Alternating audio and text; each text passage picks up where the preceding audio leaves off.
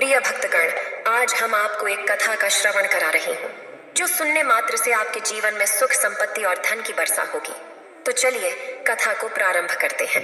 भगवान शिव माता पार्वती से कहते हैं, जो मनुष्य ज्यादा बोलते हैं उसकी हालत कैसी होती है। तब माता पार्वती कहती है, हे देवों के देव महादेव, कृपया आप ही बताएं कि मनुष्य ज्यादा क्यों बोलता है। फिर भगवान शिव कहते हैं, हे देवी, आज मैं एक कहानी के माध्यम से बताने जा रहा हूँ, कृपया इसे ध्यान से सुने। अगर आप यह कहानी सुन रहे हैं तो पूरा सुनिए। इस कथा को आधा अधूरा छोड़कर जाने की गलती मत करिएगा, क्योंकि इस पवित्र कथा को पूरा सुनने से मनचाहा फल की प्राप्ति होगी। इसलिए इस कथा को पूरा सुने। आप शिव भक्त हैं तो भोलेनाथ का अनादर ना करें। एक गुरु का एक शिष्य बहुत ही चालाक था। वह हर समय बोलता रहता था, दिन भर इधर उधर की बातें किया करता था। भिक्षाटन के लिए जाता तो हर घर से एक नई कहानी लेकर आता और आश्रम के दूसरे शिष्यों को सुनाता था। एक शिष्य की दूसरे से बुराई और चुगली भी करता था और दूसरों के सामने अच्छा बनने का प्रयास भी करता। खुद के मुंह से ही खुद की तारीफ करता रहता था। हमेशा खुद को गुरु के सामने सबसे बुद्धिमान और उत्तम से साबित करने का प्रयास करता। वह खुद को सभी शिष्यों से अलग और श्रेष्ठ मानता था। उसका कहना था कि मैं एक अमीर घर का लड़का हूँ। अगर मैं चाहता तो एक आरामदायक और सुविधाओं से भरा जीवन जी सकता था, लेकिन मैं वो सब छोड़कर यहाँ आ गया क्योंकि मुझे सत्य की खोज करनी है, खुद को जानना है, अपने जीवन को जानना है। इसीलिए मेरा त्याग तुम सबसे बड़ा है। एक दिन गुरु ने आश्रम के सभी शिष्यों को बुलाकर कहा, आप सभी को अगले 1 माह के लिए कोई ना कोई संकल्प लेना है। इससे आपकी संकल्प शक्ति मजबूत होगी और आप में आत्मशक्ति का संचार होगा। आप सभी अपनी अपनी सामर्थ्य के अनुसार कोई सा भी संकल्प ले सकते हैं और 1 माह से पूर्व आप में से किसी का भी संकल्प टूट जाएगा तो वो अपनी पुरानी दिनचर्या में वापस आ जाएगा। सभी शिष्यों ने अपनी शक्ति के अनुसार छोटे बड़े संकल्प लिए और गुरु को अपने अपने संकल्प के बारे में बताकर वहां से चले गए। लेकिन वह बातूनी शिष्य से खुद को सबसे अलग और बड़ा दिखाना चाहता था। इसीलिए वो सीधे गुरु की कुटिया में पहुंच गया और बोला, मैं कोई छोटा मोटा संकल्प नहीं लेना चाहता हूँ, बल्कि मैं खुद की ही भांति एक बड़ा और महान संकल्प लेना चाहता हूँ। कृपया आप ही बताएं क्या संकल्प लेना चाहिए। गुरु को उस बातूनी शिष्य की ये बात सुनकर मुस्कुराए और बोले, क्या तुम मेरे द्वारा दिए गए संकल्प को पूरा कर पाओगे? क्या तुम्हारे लिए उसे पूरा करना संभव होगा? वह तुम्हारे लिए संभव नहीं है, तुम उसे पूरा नहीं कर पाओगे। इसीलिए तुम खुद ही कोई संकल्प ढूंढ लो। फिर शिष्य ने कहा, नहीं गुरुदेव, आप जो भी संकल्प मुझे देंगे मैं उसे पूरा जरूर करूंगा। अब बताएं तो सही।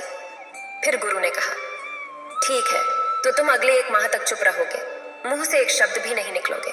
ये तुम्हारा संकल्प है। शिष्य ने कहा, गुरुदेव, ये भी कोई संकल्प है? ये तो बहुत ही आसान है। 1 माह तक चुप ही तो रहना है। कोई बड़ा संकल्प दीजिए जो मेरी योग्यता के लायक हो, जिसे पूरा करने में मुझे समस्या हो।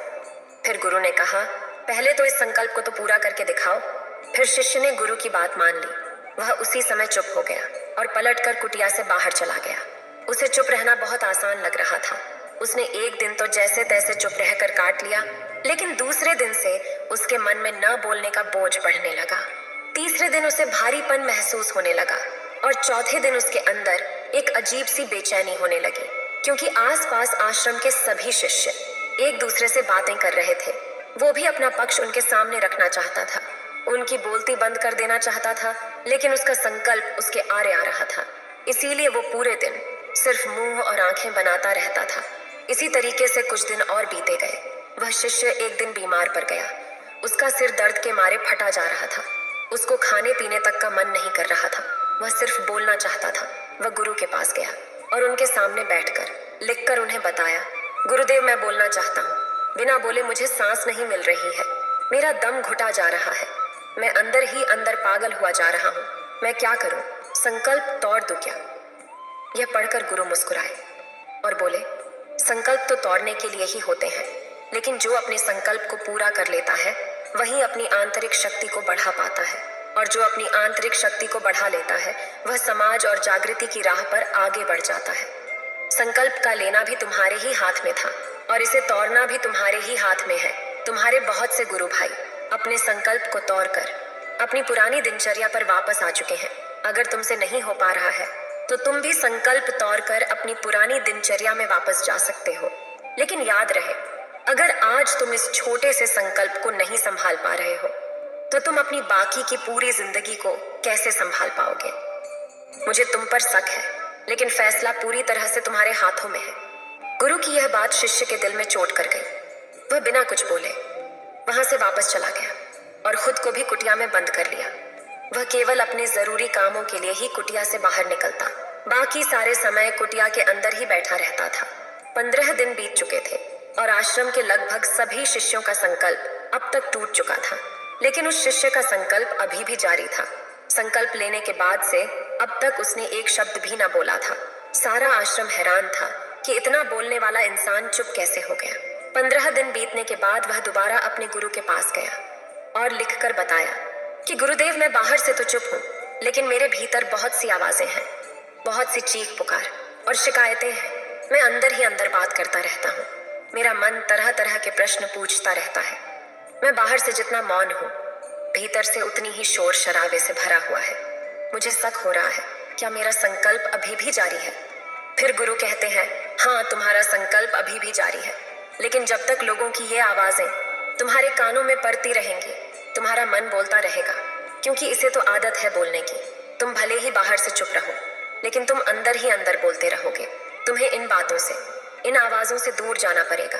शिष्य गुरु को प्रणाम कर वहां से चला जाता है और सुबह होते ही अपनी कुटिया छोड़कर जंगल की तरफ चला जाता है। कई दिन बीत जाते हैं, संकल्प का समय भी पूरा हो जाता है, फिर भी वह शिष्य लौटकर नहीं आता है। आश्रम में सभी को डर था कि कहीं जंगली जानवरों ने उसे खा लिया हो। इस बीच दूसरे शिष्यों ने उसे ढूंढने की बहुत कोशिश की, लेकिन वो कहीं नहीं मिला। सभी गुरु भाइयों ने मान लिया था कि जंगली जानवरों ने उसे अपना शिकार बना लिया होगा, लेकिन गुरु को ऐसा नहीं लगता था। एक दिन आश्रम का एक शिष्य गुरु के पास आया और बोला, गुरुदेव, उस शिष्य के साथ क्या हुआ होगा? क्या जानवरों ने उसे मार दिया होगा?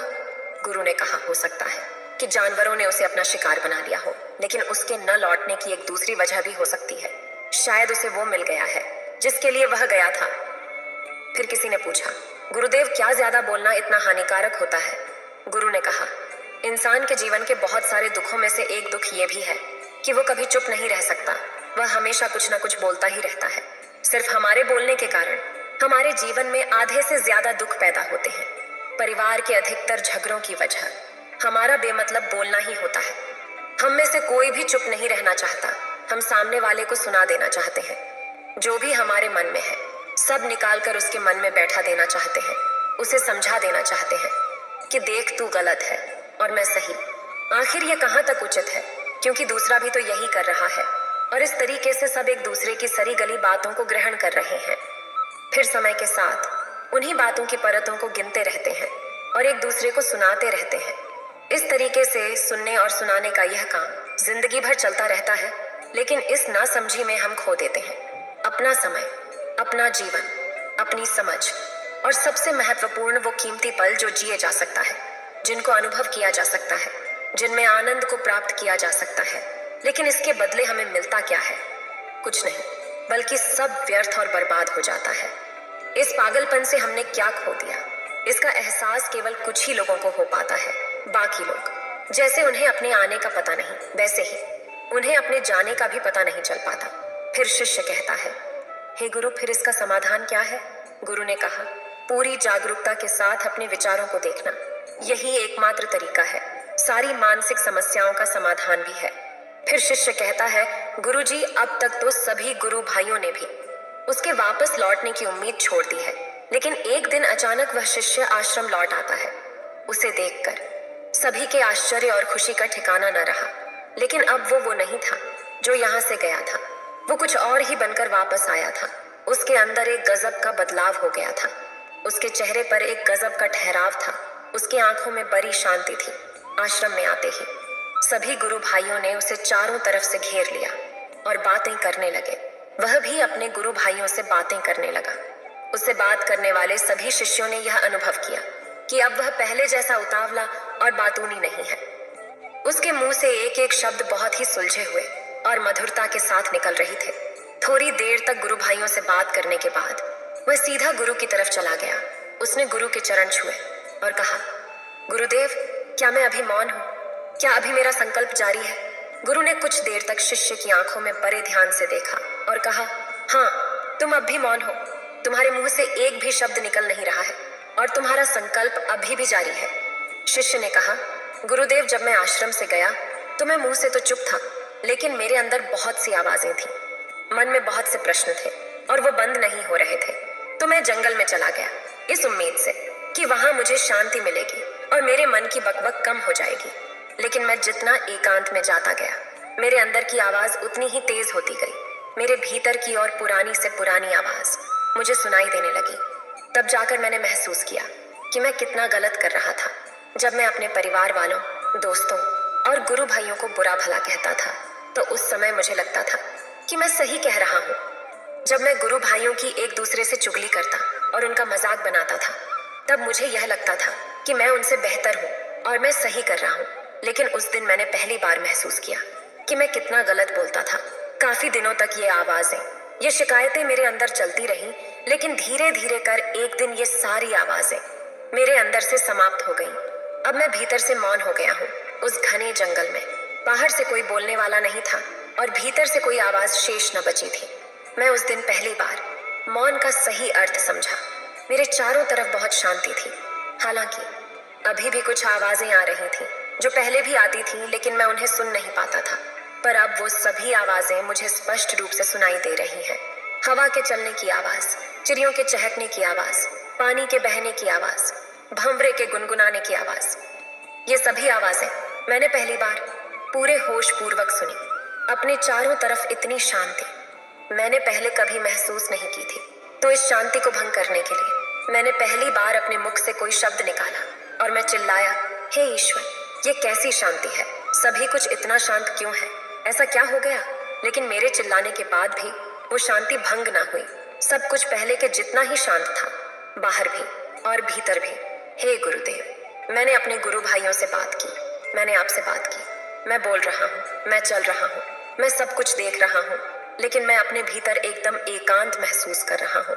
मैं भीड़ में भी होता हूँ, तभी भीतर से अकेला और एकांत में रहता हूँ। जब मैं खुद से शोर करना चाहता हूँ, तभी मैं एकांत में ही रहता हूँ।